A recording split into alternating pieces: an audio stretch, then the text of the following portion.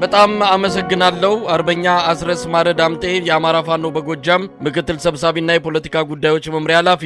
ረጅም ጊዜ አልተገናኘንም። ምናልባትም በሳምንታት ጊዜ ውስጥ መገናኘት የቻልንበት ሁኔታ የለም። ብዙ ነገሮች ተከስተዋል። ለማንኛውም ወቅታዊ አቋማችሁ፣ ቁመናችሁ በአጠቃላይ ከወታደራዊ እንቅስቃሴዎች፣ ከውጊያ፣ ከስልጠና፣ ከተለያዩ ጉዳዮች አንፃር አሁን ላይ ያላችሁበት ሁኔታ ዝርዝር መረጃ ካለ አመሰግናለሁ መሳይ። እንዳልከው ከረጅም ቆይታ በኋላ ነው እየተገናኘን ያለነው። በዚህ ጊዜ ውስጥ በርካታ ስራዎች ሲከናወኑ ቆይተዋል። በዋናነት በቅርብ ጊዜ ወዲህ የኃይል ግንባታ ስራችን በተጠናከረና በተደራጀ መንገድ እየተሰራበት ነው የሚገኘው። በተለያዩ ቀጠናዎች ፕሮፌሽናል በሆነ መንገድ የፋኖ ሰራዊትን ማሰልጠንና የማደራጀት ስራዎች ተጠናክረው ቀጥለዋል። ለ6-7 ወራት እና ከዛም በላይ መደበኛ የሆነ የውጊያ ስልትን፣ ወታደራዊ ዲሲፕሊንና ፖለቲካዊ ስልጠና የወሰዱ በኮማንዶ ደረጃ በተለያዩ ቦታዎች የሰራዊት አባላትን አስመርቀን ለግዳጅ ዝግጁ ማድረግ ተችሏል። ከዚህ ጎን ለጎን ሌሎች የአደረጃጀት ስራዎችን ህዝብ ጋር የሚከናወኑ ስራዎችን የአስተዳደራዊ ጉዳዮችንም በመስራት ላይ ነው የምንገኘው። ውጊያዎችም እንደቀጠሉ ናቸው። ብዙዎቹ ቀጠናዎች ለአብነት ብናነሳ በማቻከል አካባቢ፣ ደብረ ማርቆስ ዙሪያ፣ መርጦ ለማርያም ዙሪያ፣ ሌሎችም በርካታ አካባቢዎች የደፈጣ ውጊያዎች እየተደረጉ ነው ያሉት። በጠላት በኩል የሰራዊቱ የታችኛው አባላት በተለይ እግረኛው ሰራዊት በከፍተኛ መሰላቸት ምክንያት የወገን ኃይል እየተቀላቀለ ነው የሚገኘው። እንደከዚህ ቀደሙ በተለይ በአሁኑ ወቅት እርስ በርስ ባለመተማመን ምክንያት ለአርድያ እንኳን የሚወጡትን የሰራዊት አባላት ጭምር ባለመስጠት ከፍተኛ ጥርጣሬ ውስጥ የገቡበት አመራሮቹ እኛ ሰራዊቱን የዓለማመን ደረጃ ላይ የደረሱበትና እድሉን ባገኘው ቁጥር ደግሞ ወደ ወገን ኃይል እየተቀላቀለ ያለበት ጊዜ ላይ ነው የምንገኘው። አጠቃላይ ያለን ወታደራዊ ቁመና ከዓመት በፊት ከነበረው ሁኔታ ጋር ሲነጻጸር በእጅጉ ተሻሻለ። ትልቅ ፖቴንሻል ያለው ነው። አገዛዙ የተለያዩ ሙከራዎችን ሲያደርግ ቆይቷል። በተለያዩ ጊዜ የተለያዩ እቅዶችን ሲያወጣ ቆይቷል። ከካድሬዎቹ ጋር በጋራ በተሰጠ ስምሪት፣ በመከላከያ ሰራዊት የተባለው አካልን በራሱ በሚወስደው ስምሪት፣ ከህዝቡ በሚሰበስበው ገንዘብ አጠቃላይ ህዝቡን ቴረር በማድረግ ሽብር ውስጥ በመክተት አየር ኃይሉን እና ድሮን ቴክኖሎጂም ጭምር በመጠቀም በርካታ ሙከራዎችን ለማድረግ ጥረት አድርጎ ነበረ። እስካሁን በተደረጉት ሙከራዎች አንዳችም ተጨባጭ ለውጥ አላመጣም። በጥቅሉ እንግዲህ ውጤቱን በጥቂት ግዛት ውስጥ የምናየው በወገን በኩል ከፍተኛ የሆነ የኃይል እድገት የታየበት ወቅት ነው የምንገኘው። በዚህ ባለፉት ሳምንታት ወደ ግዳጅ የገባው ሰራዊታችን በሙሉ አቅሙ ወደ ውጊያዎች ሲሳተፍ መሰረታዊ የሆኑ ለውጦች ይመጣሉ እንደሚመጡ በእርግጠኝነት ነው መናገር የሚቻለው። አሁን ካለንበት የመዋጋት ሞራል አኳያ ካለን ሎጂስቲክስ እና የመሳሪያ ተኳሽ አቅም አንጻር ከዚህ በፊት ከተገኙ ድሮች በተሻለ ድሎች እንደሚገኙ እርግጠኛ ነኝ። ያ ሊመጣ የተለ አመራር በጣም በፍጥነት በጣም ጥበብ በተሞላበት መንገድ ትግል መምራት ስለሚያስፈልግ ያንን ለማድረግ የምንችለውን ሁሉ 24 ሰዓት እየሰራን ነው የምንገኘው። አጠቃላይ ያለንበት ሁኔታ ይህንን ነው የሚመስለው። አርበኛ አስረስ፣ በአንተ በኩል በማህበራዊ ሚዲያዎችም በስፋት የተሰራጨ አንድ መረጃ ነበረ። መረጃው ወቅታዊ ቁመናችሁን በተመለከተ ከ10 ወራት በፊት ከነበረን በ10 እጥፍ የሚጨምር ነው። በወታደራዊ አቅምም በተለያየ መልኩ የሚገለጽ የመሳሪያም የሰራዊት ቁጥርንም በተመለከተ በ10 እጥፍ የሚጨምር ደረጃ ላይ እድገት ላይ እንገኛለን የሚል ነገር መረጃ ወጥቶ ነበረ። ይህ ትልቅ ውጤት እንደሆነ ተጠቅሷል። ነገር ግን ከነበራችሁበት ከቆዳ ስፋት ከተቆጣጠራችሁበት አካባቢ ከድሎች አንጻር ስናየው ግን ምናልባትም የቀነሱ ወደኋላ የሚመስሉ የፋኖ ግስጋሴ የተገታ የሚመስሉ ነገሮች ነው ያሉት። በሰራዊት ቁጥርና በመሳሪያ አቅም ማደጋችሁን በገለጻችሁበት መጠን ወደፊት ግን ድሉን ለማራመድ ሄዳችሁበት ርቀት ብዙም አይታይም። ከዚህ አንጻር እንዴት ልትገልጹት ትችላላችሁ? እንግዲህ በተደጋጋሚ ለማስረዳት ሞክር የድሉ ሁኔታና አጠቃላይ ትግሉ ያለበት ደረጃ መመዘን የሚገባው በወገን በኩል ካለው ጥንካሬ አንጻር፣ በጠላት በኩል ካለው ድክመትና ጥንካሬ አንጻር፣ ከስነ ልቦና ከመዋጋት አቅም ከወታደራዊ ችሎታና አቅም ካለን ልምድና ተሞክሮ በመነሳት ነው። በዚህ መንገድ በሚደረግ ማናቸውም ሳይንሳዊ መመዘኛ መሰረት አሁን ያለው የፋኖ ኃይል እንደው በተደጋጋሚ ስለሚነሳም እንደ ችግርም እኔም ጭምር የምጋራው አንድ የጋራ ሊደርሽፕ በመፍጠር በኩል ካለው ክፍተት በስተቀር ባለፉት 1 ዓመት ከ6 ወር ጊዜ ውስጥ አሁን ያለውን ቁመና ላይ መድረሱ አምራዊ የሚባል ለውጥ ነው። በእርግጥ ማህበረሰቡም ሰራዊቱም ለትግሉ ካለው ቀናይነት የተነሳ ትግሉ ሲጀምር ከነበረው ፍጥነት የተነሳ ጉጉቶች አሉ። በአጭር ጊዜ ውስጥ የብልጽግና ሰራዊት ተንኮራክቶ ሰላምና ስታቢሊቲ ሀገር ላይ እንዲመጣ ይፈልጋል። ኢትዮጵያውያንም በዚህ ትግል እየተሳተፈ ያለው አካል ከዛ ኤክስፔክቴሽን የተነሳ ነገሩ የዘገየ የሚመስለው ቢያስገርም አይደለም። ነገር ግን በመሰረታዊ መመዘኛዎች እንግዲህ ተደርገው ሽምቅ ትግል እንደመሆኑ መጠን በእንደነኛ አይነት ትግል አይደለም ተጨባጭ ድሎች እየተገኙ አይደለም ምርኮች እየተገኙ አይደለም በየቦታው ለወራት የስልጣኖችን እየተሰጠ እያለ ሰርቫይቭ አድርጎ አንዳንድ ሁነቶችን ማለፍን በራሱ እንደ ድል የሚቆጠር ነው። በትግል ሂደት ውስጥ ውለን ባደርን ጊዜ በገፋን ቁጥር እንግዲህ ምን ቢሆን ደካማውን የመንግስትነት ቁመና ያለው ስለሆነ የምንዋጋው ኃይል ወይም ደግሞ በመንግስትነት ስም የሰበሰበውን ሪሶርስ ይዞ ስለሆነ እየተዋጋን ያለን መሽቶ በነጋ ቁጥር በጠላት ሁሉ በየዕለቱ እየተዳከመ ነው የሚሄደው። የወገን ኃይል ደግሞ በየዕለቱ እየጨመረ ነው የሚሄደው። ይሄ በሽምቅ ትግል ውስጥ ያለ ተፈጥሯዊ ሂደት ነው። ለአብነት የስልጠናውን ሁኔታ ብናነሳ ለወራት 6 ለ7 ወራት ስልጠና አድርገህ ስምሪት የምትሰጥበት የውጊያ ስልት የምታሰለጥንበት ማህበረሰቡን የምታነቃበት በቂ መደላድል በቂ መሬት መያዝ በራሱ የድሉ ተጨባጭ ሁኔታ የሚያመላክት ነው። በተለይ ግራውንድ ላይ የተሰሩ ያሉ ስራዎች መሬት ይዘን እየሰራናቸው ያሉ ስራዎች በሚገባ የሚያመላክቱ ናቸው። የምናሰለጥነው ሰራዊት ለወደፊት ሀገሪቱ ለምትፈልገው ነገር በቀጠናው ኢንተረስት ላላቸው የፖለቲካ ኃይሎች ዋስትና የሚሆን ለሀገር ዘብ የሚሆን ጭምር ኃይል መፍጠር እንደምንችል ያሳየንበት ዲፕሎማሲያዊና ፖለቲካዊ ውጤትና ግብ ያለው ጭምር ነው። አጠቃላይ ከነኚህ መመዘኛዎች ጋር ሲታይ ተቀዛቀዝ ወደኋላ ቀረ የሚያስብል አይደለም። ጦርነት የብዙ ነገሮች ውጤት ነው። በመሀል የሚከናወኑ አስተዳደር ስራዎች አሉ፣ ሎጂስቲክስ የመሰብሰብ ስራዎች አሉ፣ የፕሮፓጋንዳ ስራ አለ፣ ህዝብን የማስተባበር ለጋራ ዓላማ የማሰለፍ ስራዎች አሉ።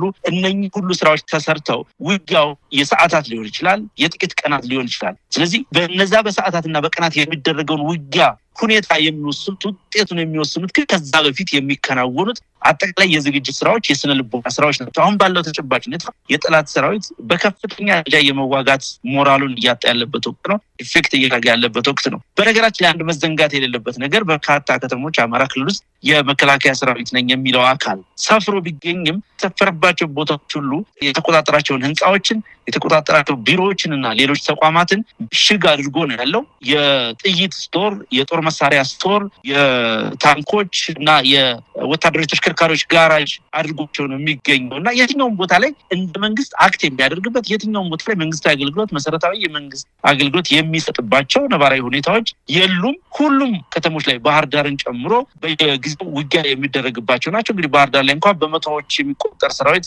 ከደመሰስን 2-3 ወር እንኳን አልሞላውም። ደብረ ማርቆስ ሌሎች የትላልቅ ከተሞች ላይ ጭምር ውጊያዎች እየተደረጉ የጠላት ሰራዊት በቦታው እየተማረከ እየተደመሰሰ ነው የሚገኘው። ከዚህ በፊት እንደተናገርኩት አገዛዙ ብቸኛ ዘበኛው ያለው የፖለቲካ ኃይል ሳይሆን ያለው ጠባቂ ኃይል ብቸኛው የመከላከያ ሰራዊት የሚባለው አካል ነው። እሱ ጋር ነው ውጊያ እየተደረገ ያለው። ይህ መከላከያ ሰራዊት ለአንዴና ለመጨረሻ ጊዜ የተደመሰሰ ጊዜ ሙሉ በሙሉ ያገዛዙ እድሜ የትማል ያበቃለታል። ምክንያቱም ከዛ ጀርባ ያሰለፈው ህዝብ ከዛ ጀርባ ያሰለፈው ፖለቲካዊ ኮዝ ወይም ደግሞ ያደራጀው ፖለቲካ ኃይል ሙሉ በሙሉ ታንኮታኩቶ አልቋል። ስለዚህ ነገሩ መመዘን ያለበት በዛ ሂደት ነው። በእያንዳንዱ ቀን ምርኮች፣ በእያንዳንዱ ቀን የተለዩ ጀብዶችን የለመደ ማህበረሰብ ወይ ደግሞ ይህንን ሲያይ የቆየ ሚዲያ ኮሚኒቲ ያንን ነገር ኤክስፔክት ስለሚያደርግ ጉዳዩን ቢያነሳው የሚያስገርም ባይሆንም አጠቃላይ ሂደቶቹ ግን ጤናማ መሆናቸውን ነው በእርግጠኝነት የምገልጽልህ። ቅድም ለግልጽ እንደሞከርኩት ደግሞ አሁን እየተከናወኑ ያሉ ስራዎችን ቸው እጅግ በጣም በቅርብ ጊዜ ውስጥ የምናየው ነው የሚሆነው። በዚህ የዚህ ትግል ደጋፊዎችም ሆነ ይህንን ውይይት እየሰሙ ያሉ አድማጮቻችን በእርግጠኝነት የማረጋግጥላቸው ነገር ቢኖር በአጭር ጊዜ ውስጥ ተጨባጭና ወደፊት ሊሻገሩ የሚችሉ ድሎችን ለመያዝ ለመጨበጥ የሚያበቃ በቂ ቅድመ ዝግጅት እየተደረገ ነው ያለው በሁሉም ቀጠናዎች።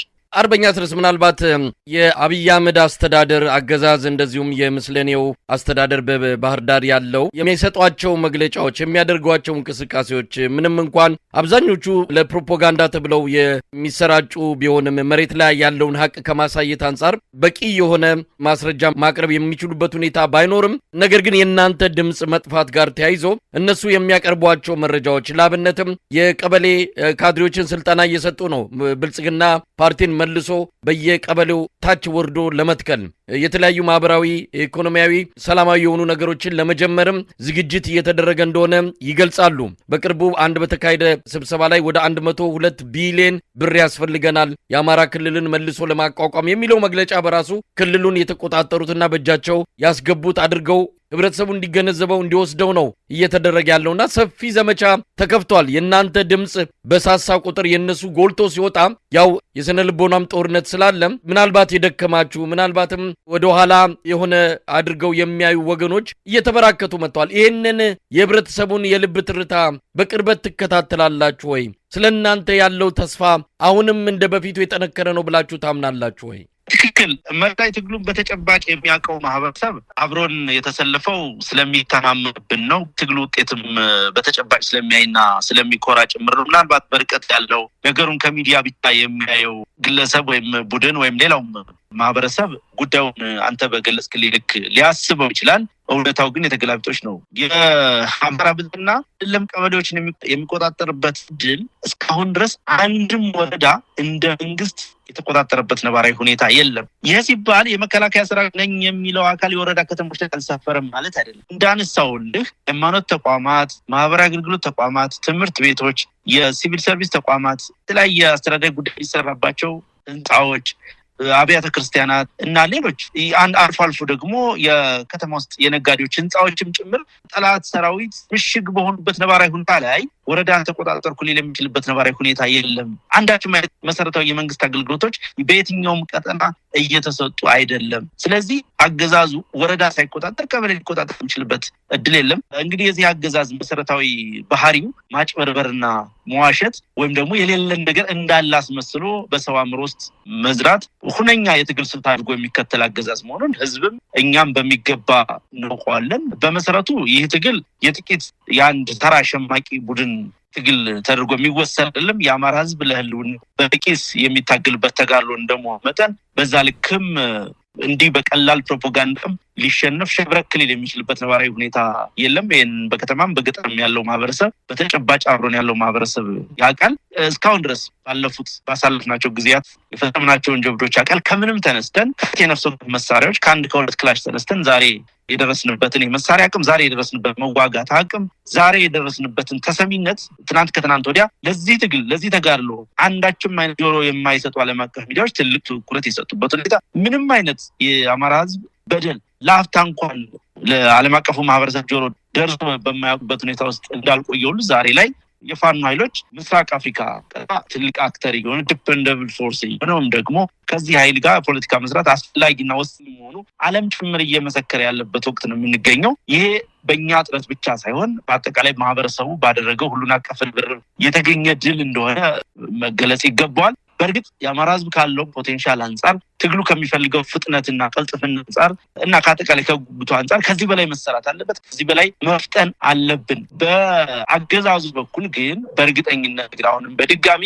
አንድም አይነት ተጨባጭ እድገት በአገዛዙ በኩል አልመጣም። አሁንም አገዛዙ እየወደቀ ነው። የሚከፍለው የሚያስተዳድርበት በጀት ሙሉ በሙሉ ለማህበራዊ አገልግሎት ለመሰረተ ልማት የተበጀተውን በጀት ሙሉ በሙሉ አሟጦ ጨርሶ ዛሬ ላይ ለገበያና ለሌሎች አገልግሎቶች ወደ ከተማ ከሚሄዱ ከአርሶ አደሮች ኪስ ጭምር ገንዘብ እየዘረፈ ከከተማ ነዋሪዎች ገንዘብ እየተቀበለ ለሚሊሻ ለመከላከያ እያለ መዋጮ እየሰበሰበ ይህንን የአሰማራውን ሰራዊት ለመለስ ከሚቸገር የሬሽን እንኳን ከማህበረሰቡ እንጀራ እየሰበሰበ ለመመገብ ጥረት እስከሚያደርግ ድረስ ደርሷል። ይሄ የሚያሳየው አጠቃላይ በሞቢላይዜሽን ኮስቱ ምን ያክል እንደከበደው ሰራዊቱ ለማዋጋት የሚያዋጋበት ፖለቲካዊ ኮዝ እንዳጣ አጠቃላይ ማኔጅመንቱ ችግር ውስጥ እንዳለ በሚገባ የሚያሳይ ነው። ስለዚህ በአጭር ጊዜ ውስጥ እንዳነሳሁት የተሻለው እንደሚመጣ እነኝህ እውነቶች ከግንዛቤ ውስጥ መግባት አለባቸው። እንግዲህ የሚዲያ ስራውን በተመለከተ እንደተባለው የስነ ልቦና ጨዋታ ለመጫወት ደግሞ የማህበረሰቡን አእምሮ ቆንጦ ለመያዝ የተለያዩ ነገሮች ሲደረጉ ቆይተዋል። አሁንም ይደረጋሉ። ድራማዎች ይሰራሉ፣ ዶክመንተሪዎች ይሰራሉ።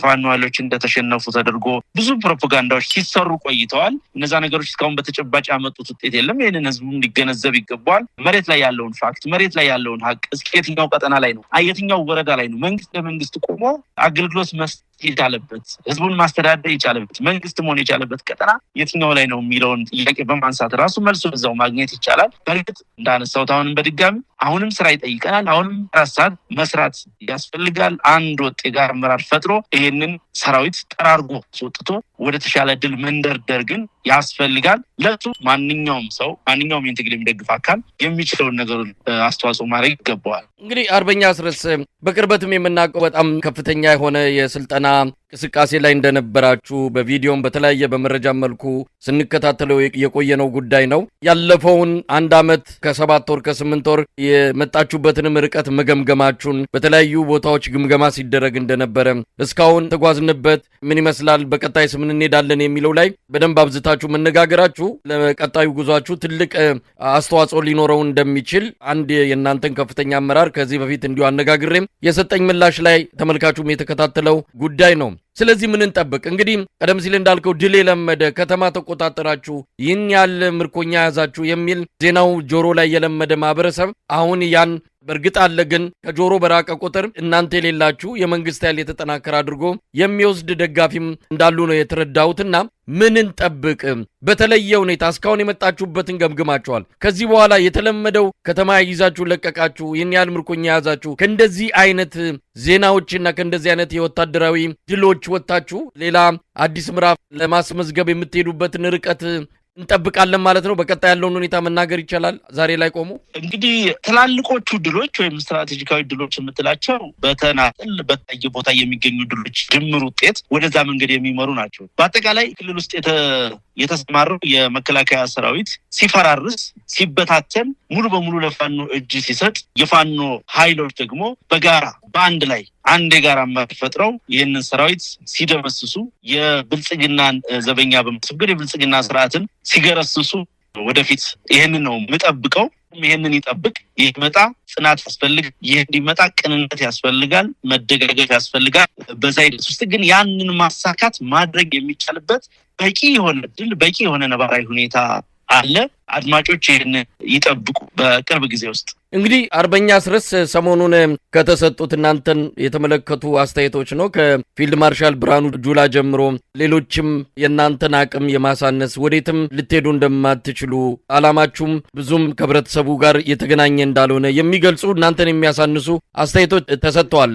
ዛሬ ከተሰጠው የብልጽግና ኢዜማ አስተያየት እነሳለሁ። የኢትዮጵያ ዜጎች ለማህበራዊ ፍትህ ስብሰባ አድርጎ እናንተን በተመለከተ መሳሪያችሁን አስቀምጣችሁ ወደ ምክክር ኮሚሽኑ መድረክ ግቡ የሚል ጥሪ ነው ያደረገው። በጦርነት የምታደርጉት ነገር ብታሸንፉ እንኳን የተረጋጋች ኢትዮጵያን አትፈጥሩም ሲል ነው ኢዜማ ጥሪ ያደረገላችሁ። ፊልድ ማርሻሉም መሳሪያችሁን አስቀምጣችሁ ወደ ቤታችሁ ሂዱ፣ መከላከያ ሰራዊትን ቆሞ ለመዋጋት የሚያስችል አቅም የላችሁም ሲልም ነው ጥሪ ያደረገላችሁ። ምን ምላሽ አላችሁ? እንግዲህ ከምክክር ኮሚሽኑም እንደዚሁ ምክትል ኮሚሽነሯ የሰጡትንም በምክር ቤት ሰምተናል። በአማራ ክልል ከእናንተ ይልቅ እኛን ሰው ይሰማል አይነት መግለጫ ነው የሰጠችው ከፋኖ ኃይሎች ይልቅ ለማለት ነው። ምን አስተያየት አላችሁ? በአጠቃላይ በእነዚህ ባለስልጣናት በሌሎችም እየተሰጡ ያሉትን በተመለከተ ወደ አስተያየቶቹ ከመሄዴ በፊት ስለ ምክክር ኮሚሽኑ አንድ ነገር ልበል። ቀደም ሲል በተደጋጋሚ ገልጸናል። በእርግጥ ምክክር ኮሚሽኑ በተለያየ ጊዜ የተሞከሩ የፖለቲካ ድለላ ፕሮጀክቶች አንደኛው ፌዝ ነው፣ አንደኛው ደረጃ ነው። የምክክር ኮሚሽኑ ግብና ዓላማ አብይ አህመድን ኢትዮጵያ ፕሬዝዳንት አድርጎ የኢትዮጵያን ህገ መንግስት ለአብይ አህመድ በሚመች መንገድ ቀርጾ አብይ አህመድ መጪዎቹ 30-20 ዓመታት እንደ ንጉስ ገዢ የሚሆንበትን ፖለቲካ መደላድል መፍጠርን ግብ አድርጎ የተነሳ የሽማግሌዎች ስብስብ ነው። ሌላ ምንም ዓላማ የለውም፣ ሌላ ምንም ግብ የለውም። ምክክር ኮሚሽኑ ይህንን ኃላፊነት ሊሸከም የሚችልበት በተለይ ደግሞ ውጊያ ላይ ያሉ ዋሪንግ ፓርቲዎችን ሊያነጋግር ሊያደራድር ብሔራዊ ውይይት ሊያደርግ የሚችልበት ተፈጥሯዊ መዋቅር የለውም። ካፈጣጠሩ ጀምሮ የተበላሸ ተቋም ነው። ምክንያቱም በእነኛ አካላት ይሁንታ የተመረጠ ኮሚሽነሮችን በዛ መንገድ የመጡ አይደሉም። ራሱ ምክክር ኮሚሽኑ ኢናጉሬት በተደረገበት ወቅት ጠቅላይ ሚኒስትር ተብዬውም ጭምር ሽግግር የሚባል ነገር አንሰማም ብለው የተናገሩበት ነው። እንግዲህ ምን ላይ ድርድርና ውይይት እንደሚደረግ ጭምር ወስኖ የገባ ቡድን መሆኑ ይሄ አሁንም ድጋሚ መታወቅ አለበት። ወደ ኢዜማ ወደ ተባለው አጃ ፓርቲ መግለጫ ስመጣ ከዚህ በፊት የኢዜማ መሪ የተባለው ግለሰብ ዶክተር ብርሃኑ ነጋ ምን ብሎ ነበር?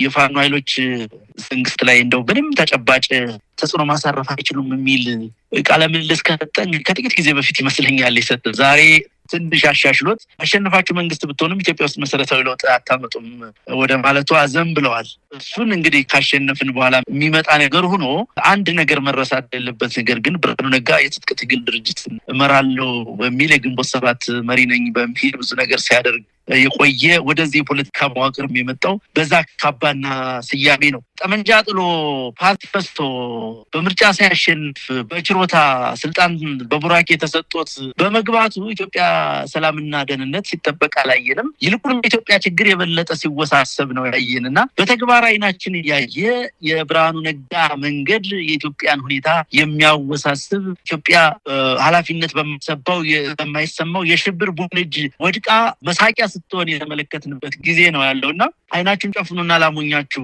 የሚል አይነት ብሂል ካልሆነ በስተቀር በዚህ መንገድ የሚደረገው የሚሰጠው መግለጫ ምንም ትርጉም የለውም። ፓርቲ ነን፣ የፓርቲ ቁመና አለን፣ እንደው ምርጫም አለን፣ ምርጫውም ላይ ይሳተፋል የሚል ዓላማን የተሰጠ መግለጫ ይመስለኛል። በሌላ በኩል ደግሞ የአብይ አህመድን ጭንቀት ለመጋራትም የተሰጠ ይመስላል። ከፍተኛ ውጥረትና ጭንቀት ውስጥ ነው ያለው የአብይ አህመድ መንግስት።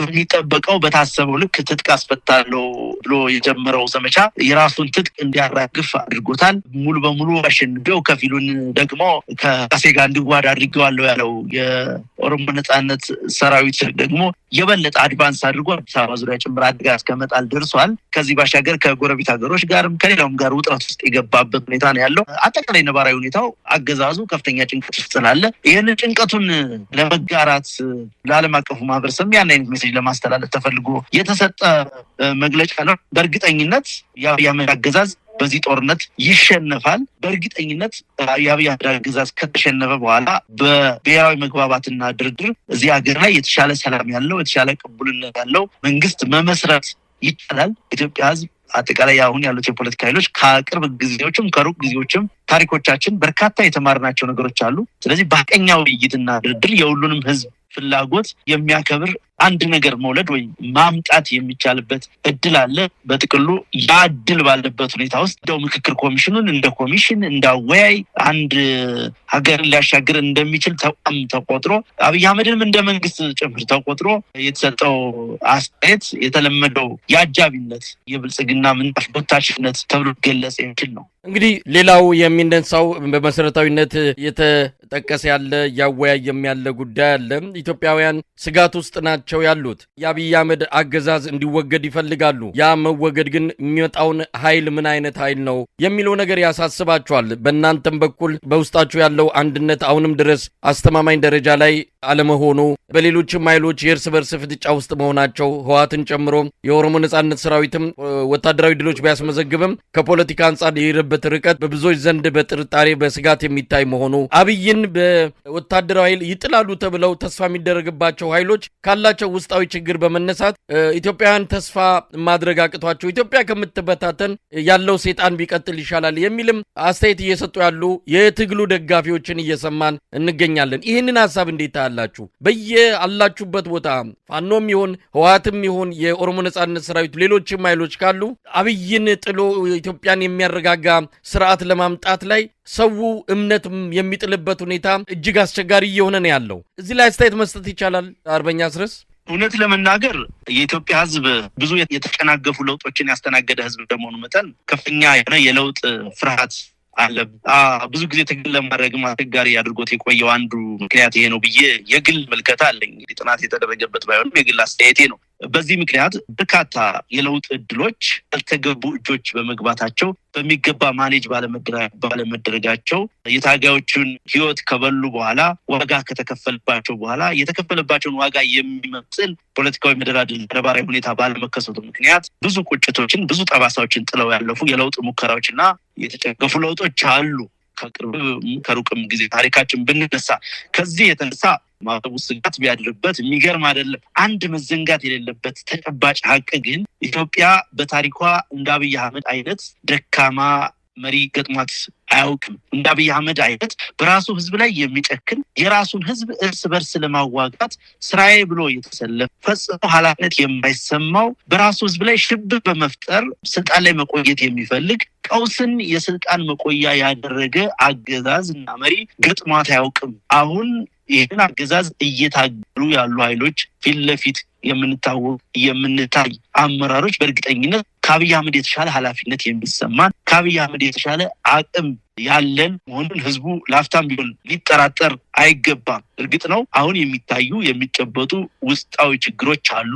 የአብይ አህመድ ስልጣን ላይ መቆየት የብልጽግና አገዛዝ እዚህ ሀገር ስልጣን ላይ መቆየት የኢትዮጵያን ህልውናም ጭምር አደጋ ላይ እንደሚጥል ነው ታወቅ ያለበት። ይህ ሲባል የትኛው የሚደረጉ ስምምነቶች፣ ንግግሮች፣ ውይይቶች ከህዝብ የተሰው መሆን የለባቸው። ከዚህ በፊት የተደረጉ አንዱን ጁኒየር ፓርትነር የሚያደርጉ አንዱን የበላይ የሚያደርጉ የአንዱን ጥያቄ የሚገፉ የአንዱን ጥያቄ የሚያፋፉ አይነት አካሄዶች እንዳይኖሩ ሁሉም ውይይቶች እና ድርድሮች፣ ትብብሮች በቂ ዲስኮርስ ውይይት የተደረገባቸው ኢሊቱ የተሳተፈባቸው በላይ ያልተደበቁ ያልተሰወሩ በጋራ መተማመን ላይ የተፈጠሩ መሆን አለባቸው። እንግዲህ ላለፉት 6 ዓመታት እንኳን 6-7 ዓመታት እንኳን በተከታታይ በርስ ጦርነት ውስጥ ያሳለፈ ህዝብ እንደመሆኑ መጠን የአንደኛው ሰላም ማጣት የአንደኛው መደፈቅ የሌላኛውን ሰላም እንደሚሳ ወይም ደግሞ የአንደኛው ወገን ፍላጎት አለመከበር የሌላኛውን ፍላጎት በዘላቂነት የማያከብር ስለመሆኑ ዘላቂ ሰላም ደህንነት እንደማያመጣ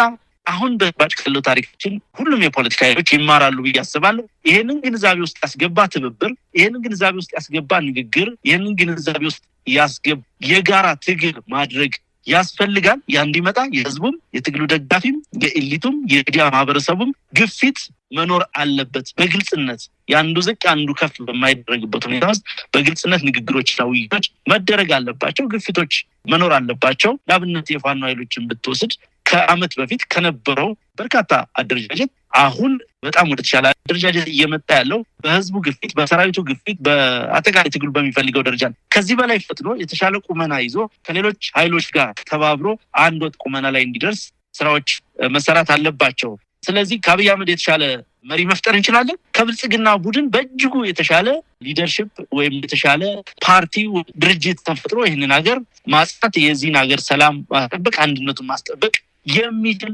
ተጨባጭ ኃይል እንዳለ ማረጋገጥ ይቻላል። እንደው ሌላው ቀርቶ የአማራና የትግራይ ህዝብ ሊቀራረብ ነው፣ የአማራና የትግራይ ህዝብ አንድ ላይ ሊሰለፍ ነው ብሎ እረፍት የሚነሳው መሪን እንግዲህ በዓለም ላይ የራሱ ህዝብ ተቀራረበ ብሎ የሚጨነቅ መሪ አብይ አህመድ ብቻ ይመስለኛል። ስለዚህ ከዚህ ሰው የተሻለ ከዚህ የብደት መንገድ የተሻለ የሀገሪቱን አጠቃላይ ዲፕሎማሲ አቅምና የነበራትን ፖቴንሻል ሙሉ በሙሉ አሟጦ በዚህ በምስራቅ አፍሪካ እንደው የተሻለ አንከር ስቴት የነበረችን ሀገር ቢያንስ ዲፕሎማሲ ማለት ነው አሁን ላይ ምንም እንዳልሆነች በሚያደርግ ደረጃ ያደረገ መሪ ያስተዳድረውን ህዝብ ሀገር በተሻለ መምራት በተሻለ ማስተዳደር በተሻለ ኃላፊነት መምራት የሚቻልበት ነባራዊታ እንዳለ መታወቅ አለበት። ይቻላል። የህዝብ ፍላጎት በሚዲያው በተሰራው ናሬቲቭ በተሰራ ስሁት ትርክት ምክንያት የተቃረነ የማይታረቅ ዘላለም የተቃርኖ ያለስሎ ጥል ኢሜጅ ተገንብቶበት ነው የቆየው። ነገር ግን በቀናነት ከተሰራ በዚህ ተቃርኖ ላይ ፖለቲካ መስራት በዚህ ተቃርኖ ላይ ወንበር ላይ መቆየት የሚፈልገው አካልን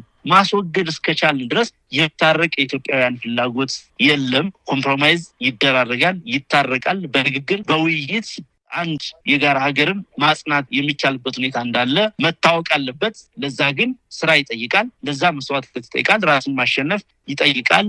ሰፊ የሆነ ራዕይ ሀገራዊ ራዕይ መሸከምን ይጠይቃል። ያንን መስራት በዛ ሁሉም የፖለቲካ ኃይል እንዲመጣ ጫና ማድረግ፣ ግፊት ማድረግ፣ ርብርብ ማድረግ ግን ያስፈልጋል። እንደው አርበኛ አስረሰው እዚሁ ጥያቄ ላይ የሚሽከረከር ነው። ምናልባትም መልሰው ሊሆን ይችላል። እንግዲህ ትብብር የግድ ያስፈልጋል። ከአጭር ግብ አንጻር ከረጅም ግብም አንጻር ተሰልቶ ለኢትዮጵያ ሁለንተናዊ የህልውና ጥቅም ላይ ያተኮረ ትብብሮች ይጠበቃሉ። ከወዲሁ ሰሜኖች እየመጡ ነው የሚል አብይ አህመድ መንደር ብልጽግናው መንደር ትልቅ ፍርሃትና ስጋት እንዳለ ይነገራል። ግን ትብብሩ አሁን ተጀምሯል ወይ? እንደው በግልጽ አሁን ልትናገሩት የምትችሉት? ምክንያቱም በቅርቡ የኦሮሞ ነጻነት ሰራዊት ኮማንደር ጃልመሮ ፍንጭ ሰጥቷል። እንተባበራለን የሚልም ቃል የገባበት ነገንም ያሳየበትን መግለጫ ነው የሰጠው። ከህወሓትና ከሌሎች ኃይሎች ከጎረቤት ሀገራትም ጭምር በአንድም እየተጠቀሰ ያለው የኤርትራ መንግስት ነው። ከእነዚህ አንጻር ፋኖ ንግግር ጀምሯል ወይ? ከጀመረስ በምን አይነት ሁኔታ ነው? ከአጭር ግብና ከረጅም ግብ አንጻር ፋኖ ከእነዚህ ኃይሎች ጋር ለምን ይተባበራል? ምንስ ሊያደርግ አቅዷል? የሚለውን መመለስ ይቻላል ወይ? ለአነሳው ጥያቄ ቀጥተኛ ምላሽ የለኝም። አሁን ያነሳቸው ቴክኒካዊ ጥያቄዎች ቴክኒክ ጉዳዮች እንደመሆናቸው መጠን ጠረጴዛ ዙሪያ ስንደርስ ምላሽ የሚያገኙ ናቸው። መፈራረምን የሚጠይቁ በቂ የሆነ ውይይትን የሚጠይቁ ከዛም ባሻገር ለህዝብ ኮሚኒኬት ማድረግ የሚጠይቁ ነገሮች ናቸው። ወደዛ መንገድ የሚመሩ ነገሮች ግን አሉ። ቢያንስ የጋራ መተማመንን በሚፈጥር ደረጃ በሁሉም የፖለቲካ ኃይሎች በኩል አብሮ መስራት ይቻላል የሚለው ዲክላሬሽን በራሱ ቀላል አይደለም። ከጥቂት ጊዜ በፊት በተቃርኖ በጠላትነት ይታይ የነበረ ኃይል የጋራ ጠላት እንዳለው ማመኑ በእኛም በኩል በሌሎች ኃይሎችም በኩል ጋራ ጠላት ያለን መሆኑን ማመን በራሱ አንድ ሙቹዋል ኮንፊደንስ የሚፈጥርልንና ወደ ሌሎች የተሻሉ ዲቴል ጉዳዮች ሊወስደን የሚችል መንገድ አለው። ይሄ በንግግር ብቻ ሳይሆን በተጨባጭ ስራዎቻችንም ጭምር በምርኮኛ አያያዛችን ሌሎች ብሔር ተወላጅ የመከላከያ ሰራዊት አባላት ወደ ወገን ኃይል በሚቀበሉበት ጊዜ በምንወስዳቸው አቀባበሎች፣ እርምጃዎች፣ በአጠቃላይ በምንንቀሳቀስባቸው እንቅስቃሴዎች፣ ከንግግሮቻችን ከብዙ ነገሮች ይህን ነገር መገንዘብ ይቻላል። በግራም በቀኝም የተሰለፈው ኃይል ይህንን በመልካም ነገር ማየቱ አንድ ለውጥና አንድ ደረጃ ነው። ነገር ግን አሁን ለዚህ ሚዲያ ፍጆታ በሚውል ደረጃ በዚህ ጉዳይ ላይ ተስማምተናል፣ በዚህ ጉዳይ ላይ እንዲህ እንሰራለን የሚል ዲቴል ነገር ላይ የተደረሰበት ሁኔታ የለም። ይሄን ለመግለጽም ምናልባት ተደጋግሞ እንደሚነሳው በግልጽ መደረግ ስላለበት አንድ ወጥ ጋራ ሊደርሽፕ በሌለበት ሁኔታ ውስጥ ከሌሎች ኃይሎች ጋር በተናጥል የምናደርገው ትብብር በቂ ውጤት ላይ ያመጣል ብለን ስለማናምን ያንንም ሂደት መጠበቅ ስላለበት ለጎን ስራዎች እየተሰሩ ነገር ግን አንድ የጋራ ኃይል ተፈጥሮ ያ የጋራ ኃይል በሚያስቀምጠው የስራ መመሪያና አቅጣጫ መሰረት ዲቴል ነገሮች ሲደርሱ ብንነጋገርበት የሚሻል ነው የሚሆነው። እንግዲህ ከኤርትራ ጋር በተያያዘ በተለይም የቀይ ባህር ፖለቲካ አብይ አህመድ ካርዱን መዞታል። ይህ ካርድ በአሁኑ ሰዓት በመንግስት የመገናኛ ብዙሃን አሰብ ወደ ኢትዮጵያ መጠቃለል አለባት በህግም ይሁን በጉልበት የሚለው ቀደም ሲል አብይ አህመድ የገለጸው አቋም አሁን የተለያየ መልክ እየተሰጠው እየተገለጸ ነው። አጀንዳው ወደፊት ተገፍቷል። የቀይ ባህር ጉዳይ የኢትዮጵያውያን ስስ ልብ ይነካል። አብይ አህመድ ኢትዮጵያን በተለይ የአንድነት ኃይሎች አጀንዳ ሲነሳ ከኔ ጀርባ ይሰለፋሉ፣ ከኔ ጎን ይሆናሉ የሚልም ግምት በመውሰድ አጀንዳውን ወደፊት በደንብ እየገፋው ነው። ሰሞኑን ብርሃኑ ጁላም የቀይ ባህር አካል በቅርቡ እንሆናለን ሲልም አስታውቋል። የውጭ ጉዳይ ሚኒስትር ቃል አቀባይም የቀይ ባህርም ሆነ ሌሎች የባህር በር ባለቤትነት ጉዳይ ፍላጎታችን እንደተጠበቀ ነው የሚልም ነገር አንስተዋል። ስለዚህ የቀይ ባህር ጉዳይ ወደፊት መምጣቱ አይቀርም። ከዚህ አንጻር ምን ማለት ይቻላል? አንዳንድ ወገኖች ከወዲሁ አብይ አህመድ ስለ ቀይ ባህር የሚያነሳ ከሆነ ምንም እንኳን ልዩነት ቢኖረንም ምንም እንኳን በኢትዮጵያ ጉዳይ ከአብይ ጋር ብንለያይም በቀይ ባህር ጉዳይ ግን አብረነው እንሰልፋለን የሚል ከወዲሁ አቋም ለመቀየር ፍሬቻ ሳያበሩ አንዳንድ ነገሮችን መናገር የጀመሩ ወገኖች እንዳሉ እየሰማን ነው። እስቲ ምን ማለት ይቻላል? እንደ አንድ የፋኖ አመራር የቀይ ባህር አጀንዳ አሁን ላይ ወደፊት እንዲመጣ አብይ አህመድ ፈልጓል። ምን ማለት ትችላላችሁ? እንግዲህ ምኞቱንና ተጨባጭ ሪያሊቲዎችን ለያይተን ብናያቸው ፈልጋለሁ። አብይ አህመድ በእናቱ ጭምር ሳይቀር ንጉስ እንደሚሆን ትንቢት ተነገረልኝ ብሎ በድፍረት የተናገረ ግለሰብ ነው እንደምታውቀውና እንደ አንድ ንጉሳዊ መሪ ከዚህ በፊት ኃይለ ሥላሴ እንዳደረጉት ቀይ ባህር ቀጠናን ተቆጣጥሮ ቀይ ባህር ላይ ጀልባ እየነዳ እየዋኘም መታየት ሊፈልግም ይመኝም ይችላል። እንግዲህ ጅማ ሌላም ቦታ ይመስለኛል በዚህ በሎጂዎች ምናምን ጋር በተሰሩ ጉዳዮች በጀልባ ላይ ሲንሸራሸር ያየነው ቀይ ባህር ላይ ያኔ ማድረግ እድል ቢያገኝ ምን ሊያደርግ እንደሚችል መገመት ነው። ይሄ የሱ ግለሰባዊ ምኞትና ደስ ነው። ከዚህ አንጻር ጉዳዩን ሊፈልገው ይችል ይሆናል ብለን እንነሳ። በተጨባጭ ሁኔታዎች ለምናየው ከሆነ የቀይ ባህር የአሰብ አጀንዳ ቀላል አይደለም። በእርግጥ አብይ አህመድን ባለፈው ዓመት ኤደን ባህረ ሰላጤ ዘንድሮ ቀይ ባህር የሚያዟዙረው ያው በሚገባ ማንቁርቱን ተይዟል። በፋኖ ተጋድሎ በሚገባ ስለተጨበጠ ከቦታ ቦታ እየዘለለ ነው የሚገኘው። ከአጀንዳ እየዘለለ ነው የሚገኘው። ሶማሌላንድ ጋር ስምምነት ሲፈርምም እንኳን ደስ አላችሁ አስብሎ ስምምነቱን ሲቀድም ትልቅ የዲፕሎማሲ ድል አገኘው ያለ ግለሰብ ዛሬ አሰብን አመጣለሁ ብሎ ነገ ደግሞ አሰብን ትቻለሁ ሲል እንኳን ደስ አለ በሉኝ ሊል እንደሚችልም እገምታለሁ። ባጭሩ የቀይ ባህር ጉዳይ ወይም ደግሞ አሰብን ኃይል የመቆጣጠር ጉዳይ በቀላል ሊወሰድ የሚችል ነገር አይደለም። እንደሚታወቀው በዚህ በምስራቅ አፍሪካ ቀጠና ላይ ያለውን አጠቃላይ እንቅስቃሴ ከጀርባ ሆነው እየዘወሩ ያሉት እነዚህ ኢመርጂንግ ፓወርስ የሚባሉት በተለይ በቅርብ ጊዜ ወዲህ አዳዲስ ወሳኝ ኃይል አሰላለፍ ውስጥ እየገቡ ያሉት እንደ ቱርክ፣ ዩናይትድ አረብ ኤምሬት፣ ሳውዲ አረቢያ እና የመሰል ሀገራት ናቸው። ለምሳሌ የሱዳን ጉዳይ ብትወስድ በአንድ በኩል ሳውዲ አረቢያ፣ በአንድ በኩል ዩናይትድ አረብ ኤምሬት ኤርትራን እና ኢትዮጵያን ይዘው ሁለቱን ወገኖች በተለያየ ሁኔታ ውስጥ አሰልፈው እያዋጉ ነው የሚገኙት። ስለዚህ በባህር ላይ ወይም በአሰብ ጉዳይ ላይ አብይ አህመድ ጦርነት ለመጀመር ከዚህ ጀርባ የሚሰለፍ ወይ ጦርነቱን ስፖንሰር የሚያደርግ ወይ ፖለቲካዊ ድጋፍ የሚያደርግ ወይ የድሮን ድጋፍ የሚያደርግ አካል ይፈልጋል። በአብይ አህመድ ይሁንታ ብቻ ሳይሆን በእነኚህ በቀጠናው ላይ ጉልበታቸውን ማሳየት የሚፈልጉ በቀጠናው ላይ ፖለቲካዊ፣ ኢኮኖሚያዊ ፍላጎት፣ ዲፕሎማሲ ፍላጎት ያላቸው ኃይሎችም ፍላጎት ጭምር ስለሚጨመርበት ወሳኝ እሱ ብቻ ነው ብዬ አላምንም። ምክንያቱም ኤርትራና ኢትዮጵያ ወደ ጦርነት ሲገቡ ከኤርትራ ጀርባ የሚሰለፍ አንድ ኃይል ይኖራል፣ ከኢትዮጵያ ጀርባ የሚሰለፍ ኃይል ይኖራል። እነዚህ ስፖንሰር አድራጊ ኃይሎች ይህን ጦርነት ይፈልጉታሉ የሚለው አንደኛው መመዘኛ ነው። ሌላው ቀይ ባህር እንደው እንደ ቀላል አንስተህ የምትተው በርካታ ሀገሮች ኢንተረስት ያለበት ለአብነት ግብፅን ብትወስድ ከ6 በላይ ፖርቶች ከዛም 6-7 ከዛም በላይ ትላልቅ ፖርቶች ገንብታበት ያለ ሀገር ነው። ስለዚህ የአሰብ ፖርት መልሶ ወደ ስራ በሚገባበት ጊዜ የሌላኛውን ኢኮኖሚያዊ ኢንተረስት ይነካል፣ ጅቡቲንም ጨምሮ ማለት ነው። ስለዚህ እነኛ ሀገሮች ሁሉ ፍላጎታቸውና ኢንተረስታቸው ይኖራል። የሶማሌላንዱ ጉዳይ ለምንድን ነው የከሸፈው? አጠቃላይ ዲፕሎማሲያዊ ቅቡልነትን ስላላመጣ ሂደቱ ከዛ በላይ ቢገፋ የበለጠ ኪሳራ እንደሚያመጣበት ስላወቀ ወደ ውጤት መቀየር እንደማይችል ስላወቅን፣ ስለዚህ ይሄኛው በዛ መመዘኛና ሎጂክ ካየው ብዙ ተረስቶችን ብዙ ፍላጎቶችን የሚነካ በመሆኑ ያን ነገር ማድረግ ወይም በጉልበት መያዝ ይቻልበት ነባራዊ ሁኔታ የለም። ቢይዝ እንኳን አሰብን ጉዳይ ቢይዝ እንኳን እንግዲህ የባህር በር ጉዳይ ለሴኩሪቲ፣ ለኢኮኖሚ አጠቃላይ ለሀገራዊ አንድነት ብዙ አድቫንቴጅ ሊኖረው ይችላልና እዚህ ቦታ ላይ የሚጠቀሙት የንግድ መርከቦች እዛ የሚገነባው ፖርት ላይ የሚደረገው እንቅስቃሴ ከሰላምና ደህንነት አንጻር ፍጹማዊ የሆነ የተጠበቀ ደህንነትና ሰላም ሊኖረው ይገባል። አሰብን ብቻ ቆርጠህ ይዘህ ኤርትራ የሚባል ሀገር ወይም መንግስት በመሬት ላይ ባለበት ነባራዊ ሁኔታ ውስጥ አንድን የሆነች ቁራጭ መሬት ቆርሰህ ይዘህ በጉልበት ይዘህ ያ ፖርት ሰላማዊ እንቅስቃሴ ያደርጋል ማለት ሞኝነት ነው። ይሄ ሊሆን አይችልም። አብይ አህመድ አቅሙስ አለ ወይ? እንደው የአሰብ ፖርትን እንደገና ለመገንባት ስንት ዓመት ይፈጅበታል? አሁን የወደብ ቴክኖሎጂ ከደረሰበት ደረጃ አንጻር ካየው ከሌሎች ተፎካካሪ በቀጠናው ላይ ካሉ ወደቦች ካለው ሊኖር ከሚችል ኢኮኖሚ ፉክክር አንጻር ካየው ያን ማድረግ አቅም አለው ወይ? የለው። በሚሊተሪ ደረጃ ብትወስድ የአብይ አህመድ መንግስት 3ኛ ሀገሮችን ሊያዋጋ የሚችል ሰራዊት የለውም። አሁን ላይ ተጫጭ እጁ ላይ የለውም። ሰራዊቱ በየቀኑ እየከዳ በየቀኑ ኮዝ የሚታገልበት ኮዝ አጥቶ እየተበተነ ያለ በከፍተኛ ደረጃ እየተንቆጣቆተ ያለ ሰራዊት ነው። ይሄ ሰራዊት ከሌላ ብሔራዊ ሰራዊት ጋር ተዋግቶ ድል ሊያደርግ የሚችልበት በዘላቂነት አንድን መሬት ተቆጥሮ በኪሎ ሜትሮች ገብቶ በዛ ርቀት ተቆጥሮ ሊይዝ የሚችልበት ነባራዊ ሁኔታ እንደሌለ መታወቅ አለበት። ስለዚህ በሌለ ነገር ላይ አሁንም በቅዠት ውስጥ ለማቆየት የሚደረግ መፍጨርጨር ነው። እንዳነሳው ብዙ ግብዝ አለ። አሁንም ግብዝ አለ።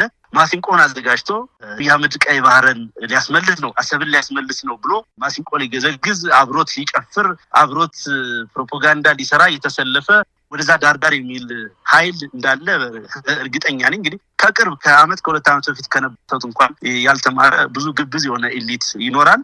እንደው ጦርነቱን ባነሳቸው ምክንያቶች አይጀምርም እንጂ ቢጀምር ያንን አይነት ውዳሴ ሊቀርብለት ይችላል። ነገር ግን በተጨባጭ ይሄ ነገር ወደ እውነት ሊቀየር የማይችል መሆኑን ነው በእኔ በኩል ያለኝ ግምገማ። ይልቁን በተለይ የአማራ ህዝብ በተለይ የዚህ ትግል ደጋፊ ሙሉ ትኩረቱን ማድረግ ያለበት የዚህ የህልውና ትግል ላይ እንደሆነ ነው ማሳሰብ የምፈልገው። የቀይ ባህር አጀንዳ ከዚህ በፊት እንደተነሳው የኤደን ባህረ ሰላጤ ሶማሌላንዱ አጀንዳ ጤዛ ነው። ሌላ የተለየ ውጤት የሚያመጣ ወይም ወደ ሌላ እድገት ሊሸጋገር የሚችል አጀንዳ ነው ብዬ አላምንም። ባጭሩ ጤዛ ሆኖ የሚቀር ጉዳይ ከሆነ ብዙም እዛ ላይ ጊዜያችን ማጥፋት ያስፈልጋል የሚል እምነት የለኝም። እንደው በመጨረሻ አርበኛ አስረስ የምታስተላልፉት መልእክት አለ ወይ? እዚህ ላይ በዚህ ጊዜ ላይ ሆናችሁ ብዙ ነገሮች እየተከሰቱ ነው። የኢኮኖሚው፣ የማህበራዊው፣ አጠቃላይ የኢትዮጵያ ሁኔታ እጅግ አሳሳቢ ደረጃ ላይ ይገኛል። ህብረተሰቡም በከፍተኛ ጭንቀት በከፍተኛ ተስፋ መቁረጥ ውስጥ ነው ያለውና እውነት ለመናገር ፋኖን አሁንም ድረስ በተስፋ የሚጠብቅ የሌላ አካባቢ ኢትዮጵያውያንም እንዳሉ መረጃዎች ይደርሱናል። ስለዚህ በአጠቃላይ ዛሬ ላይ ሆናችሁ ምን መልእክት ለኢትዮጵያ ህዝብም ለአማራ ህዝብም ታስተላልፋላችሁ? ይህ ትግል እዚህ የደረሰው በተለየ ምትሃት በተለየ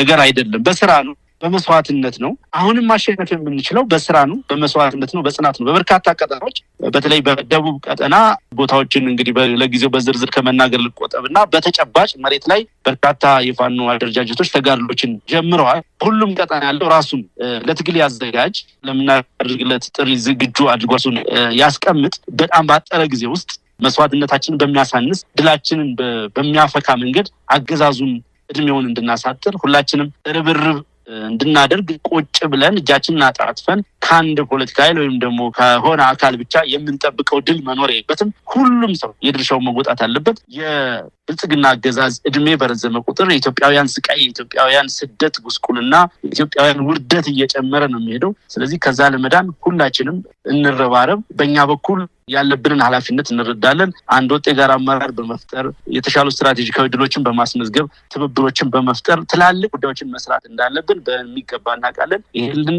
ከግብ ለማድረስ 24 ሰዓት መስራት ያስፈልገናል። ራሳችንን አሸንፈን መስዋዕትነት በሚያስከፍል ደረጃ ስራዎችን መስራት፣ ውሳኔዎችን መወሰን ይገባናል። ይህንን ለማድረግ ዝግጁ ነን። ይህንን እናደርጋለን ነው የምለው። አመሰግናለሁ። በጣም አመሰግናለሁ። አርበኛ አስረስ ማረ ዳምጤ የአማራ ፋኖ በጎጃም ምክትል ሰብሳቢና የፖለቲካ ጉዳዮች መምሪያ ኃላፊ። እግዚአብሔር ይስጥልኝ። መልካም ቀን። አመሰግናለሁ። ቀድሞ ፕሬዚዳንት ሙላቱ ተሾመ የግል አስተያየታቸውንም ነው የሰጡት። የውጭ ጉዳይ ሚኒስቴር የኢትዮጵያና የኤርትራን ግንኙነትን ያለበት ሁኔታም ያመለክታል የተባለው የኢትዮጵያ የቀድሞ ርዕሰ ብሔር ሙላቱ ተሾመ በአልጀዚራ ድረገጽ ላይም የጻፉትን የግል አስተያየታቸው መሆኑንም የውጭ ጉዳይ ሚኒስቴር ማስታውቋል። የውጭ ጉዳይ ሚኒስቴርም ቃል አቀባይ አምባሳደርም ነቢያት ጌታቸውም ዛሬ አርብ በሰጡት ጋዜጣዊ መግለጫም ላይም ቀድሞ የኢትዮጵያ ፕሬዚዳንትን በቀጠናው ላይም ያላቸውንም ልምድም ተመርኩዘውም የግል አስተያየታቸውም ነው የሰጡት በማለትም ከኢትዮጵያ መንግስት ጋር እንደማያያዝም ገልጸዋል። የኢትዮጵያ የቀድሞ ርዕሰ ብሔር ሙላቱ ተሾመ ዶክተር ከአንድ ሳምንት በፊትም በአልጀዚራ ድረገጽ ላይ ባወጡት ጽሁፍ ላይ የኤርትራ ፕሬዝዳንት ኢሳያስ አፈወርቂም በሰሜን ኢትዮጵያ ዳግም ግጭትም ለማባባስም እየሰሩ ነው ሲልም ከሰው ነበር። ይህንንም ተከትሎ የኤርትራ መንግስትም የማስታወቂያ ሚኒስትር የማነ ገብረ መስቀል በማህበራዊ መገናኛ ገጻቸው ላይ በሰጡት ባለ 10 ነጥብ መልእክትም ክሱንም ሐሰት ነው ሲሉ ማጣጣላቸው ይታወሳል። የማስታወቂያ ሚኒስትሩ አክሎም የቀድሞውን ርዕሰ ብሔር ጽሁፍም በክፋትም የታቀደና ጠባጫሪ ነው ሲሉ መኮንነውታል። የኢትዮጵያ መንግስትን በጉዳዩ ላይ ማስተያየት ሰጥተው ቆይተው በውጭ ጉዳይ ሚኒስቴር በነበረው መደበኛ ጋዜጣዊ መግለጫ ላይ አምባሳደሩ ነቢያት ጌታቸውም የቀድሞ ፕሬዝዳንትን የግል አስተያየት መሆኑን በመግለጹ ጉዳዩን ከኢትዮጵያ መንግስት ጋር አርቀውታል። ሙላቱ ተሾመ ዶክተር አልጀዚራ ላይ በአፍሪካ ቀንድ ሌላ ግጭትን ለማስወገድም ጊዜው አሁን ነው በሚልም ርዕስ ባወጡትም ጽሁፍም የኤርትራ መንግስትን በብርቱ ተችተውታል። ጦርነቱ የኤርትራ መንግስት አብይ ስራውንና የተጠመደበትን ጉዳይ ነው ሲሉ ነበር በጽሁፋቸው ላይ የሚያሰፈሩት። የውጭ ጉዳይ ሚኒስቴር ቃል አቀባይ ከጋዜጣው ጋር ለቀረበላቸው የተለያዩ ጥያቄዎችን በሰጡት መልስም ላይ ይህ የቀድሞ ፕሬዝዳንትን ጽሁፍምና የኤርትራ ምላሽን የተነሳ ሲሆንም ከሳምንትም በኋላም የጉዳዩ የኢትዮጵያ መንግስት አቋም አሳውቀዋል። ኢትዮጵያ እንደመታደል ከአንድ በላይ የቀድሞ የምትላቸውን ፕሬዝዳንት ያላትና ሀገር ናት ያሏትም ቃል አቀባዩ ጽሁፍም የቀድሞ ፕሬዝዳንትን የግል አስተያየት መሆኑንም አመልክተዋል። ከኢትዮጵያ መንግስት ጋር በተያያዘ በተለያዩ መድረኮች ላይ የሚገኙ የቀድሞ ፕሬዝዳንት ሙላቱ ተሾመ ዶክተር ከኤርትራ ጋር ፕሬዝዳንት ኢሳያስ አፈወርቂ ጋር በኢትዮጵያ እንዲሁም በአካባቢው ሰላም ላይም አሉታዊ ሚና እየተጫወቱ መሆናቸውን በቀጥታ ከሰዋል። የቀድሞ ርዕሰ ብሔር ደም አፋሳሹን የትግራይን ጦርነት ያስቆመው የፕሪቶሪያን ግጭትን የማቆም ስምምነትን ፕሬዝዳንት ኢሳያስን በኢትዮጵያ ብሎም በአካባቢ ላይ ማሳደሩ ለሚፈልጉት ተጽዕኖ እንቅፋት አድርገው እንደሚመለከቱምና ጦርነቱን እንዲቀጥልም ፍላጎት ነበራቸውም ብለዋል። እንዲሁም ፕሬዝዳንቱ ኢሳያስ በአሁኑ ወቅትም በህወሓት መሪዎች መካከል የተፈጠረውን ክፍፍልም ተጠቅመበት እንደሚፈልጉና በአማራ ክልልም ውስጥ ሚሊሻ እንዲፈጠር አድርገዋል በማለት ወንጅሏቸዋል። ሙላቱ ተሾመ ፕሬዝዳንቱ ኢሳያስ በኢትዮጵያ ውስጥ ጉዳዮች ውስጥም እጃቸውን እያስገቡ መሆናቸውን በጽሁፋቸውን በመጥቀስም ወቅሰዋል።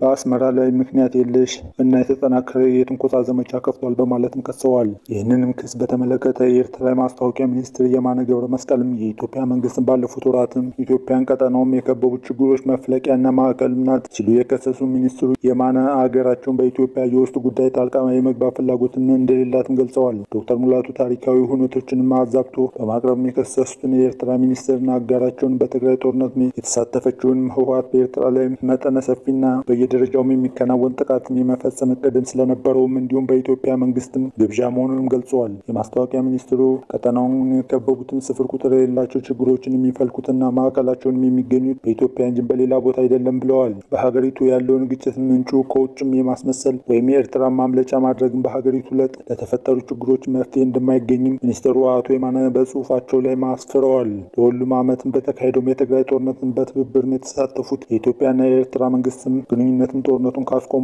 የፕሪቶሪያ ስምምነት በኋላም ግንኙነታቸውንም ተቀዛቅዞ ቆይቷል።